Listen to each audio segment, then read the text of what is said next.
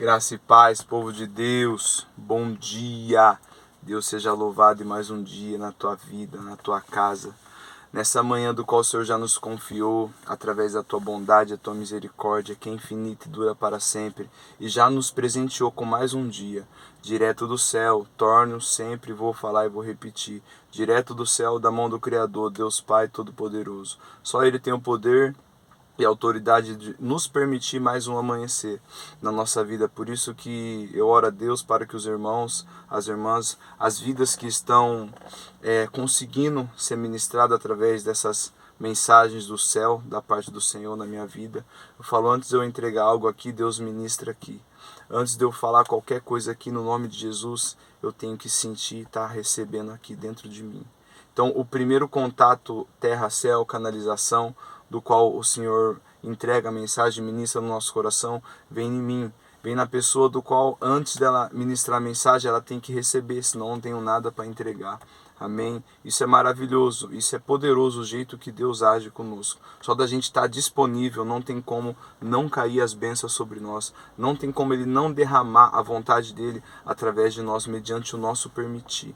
Amém? E eu oro a Deus para que você permita o agir de Deus na tua vida. Desde o levantar, que você possa reconhecer que não foi porque você quis, não foi porque você ouviu algum barulho, não foi porque você tinha que acordar. Não, foi porque Deus te chamou mais um amanhecer, mais uma oportunidade de vida para você se resolver primeiramente com o céu, aqui em terra, em nome de Jesus. Primeiramente se resolva com Cristo, se resolva na sua comunhão espiritual, para que as demais coisas possam ser acrescentadas da parte de Deus. Não tem como eu falar que é bênção, que é de Deus, que Deus está fazendo isso, Deus está fazendo aquilo, sendo que não está sendo conivente o meu comportamento aqui.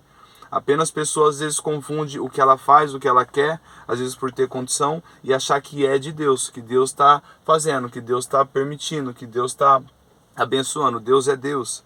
Ele é uma bênção de Deus em todas as vidas que recebe.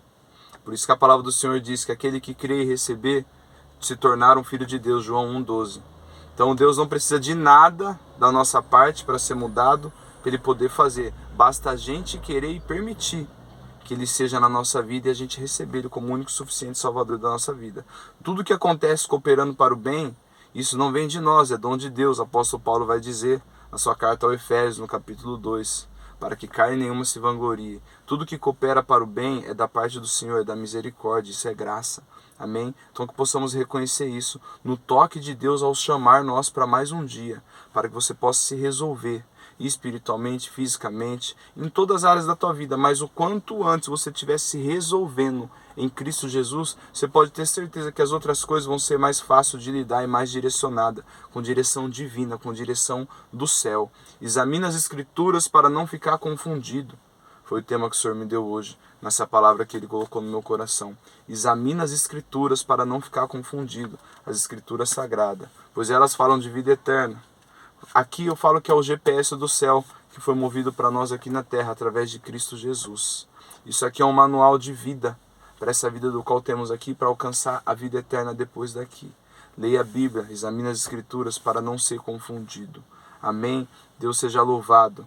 Não brinque com o tempo do qual Deus vem te confiando. Se ainda você não está em Cristo, se ainda você não se rendeu aos pés de Jesus para viver uma vida de propósito de Deus, o único motivo de Deus ter te acordado hoje é esperando você ir aos pés dele, se prostrando, se arrependendo, genuinamente, declarando com a tua boca, confessando com o teu coração que você precisa dele na tua vida. Não tem vidas aqui que não precisam de Jesus, tem vidas ignorantes, vidas que vivem na tolice, achando que não precisam de Deus, né? E quem acha que não precisa de Deus, Deus não vai invadir a casa, o coração, áreas na vida para poder cuidar, porque Ele entende que essa pessoa está preferindo viver desse jeito.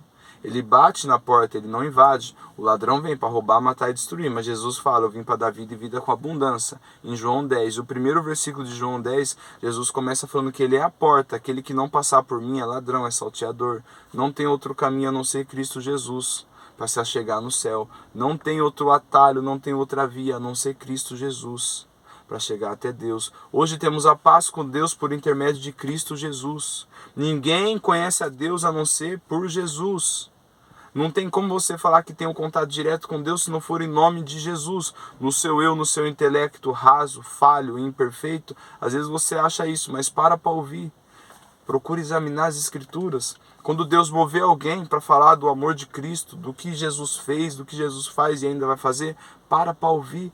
Deus fala através de pessoas. Deus se achega em cada um do jeito e da forma dele. Amém? Desde já eu declaro uma terça-feira abençoada, cheia da presença de Deus. Que você possa totalmente deixar ser conduzido pela vontade de Deus, não pela sua. A nossa vontade não é boa, perfeita. A de Deus é boa, perfeita e agradável. A nossa vontade, os nossos planos, os nossos reajustes, as nossas coisas aqui, do qual temos nossos afazeres terrenos, naturais, se não passarmos na mão de Deus, não vai ser os planos de Deus, vai ser os planos nossos. E Ele não impede nós de fazer nossos planos. Mas também eu falo assim, cada ação uma reação. Cada ida sem apresentar o projeto para Cristo é responsabilidade nossa também. Não adianta lamentarmos depois. A palavra do Senhor fala, vigiar e orar. Ou seja, vigie em tudo que for fazer e apresenta a Deus para que você possa continuar caminhando tranquilo. Não queira fazer o contrário. Fazer o que você tem que fazer, às vezes o que você acha que é, como diz a palavra do Senhor em Provérbios, aos olhos humanos, né, ao coração do homem, muitas coisas parecem indo bem ou vai dar bom, né, do jeito que eu estou vendo aqui, tá top, tá perfeito, mas ao final leva a caminho de morte, ou seja, leva a perdição. Por quê? Foi plano meu, não foi plano de Deus. Ou seja, Deus ele não impede você de fazer o que você quer. Você tem um livre-arbítrio, mas desde já eu declaro que é delicado você ainda não ter escolha. Eu oro a Deus que você um dia esteja escolhido e não tenha esse livre-arbítrio, porque você já sabe quem você é em Cristo, você já decidiu escolher viver uma vida com Cristo. Não tenha mais escolha. Amém? Falo isso por mim e para mim. Né? Hoje eu não tenho mais o que escolher, porque hoje eu me achei em Cristo. Até antes, amém. O livre-arbítrio em outro sentido, não, estou falando nesse.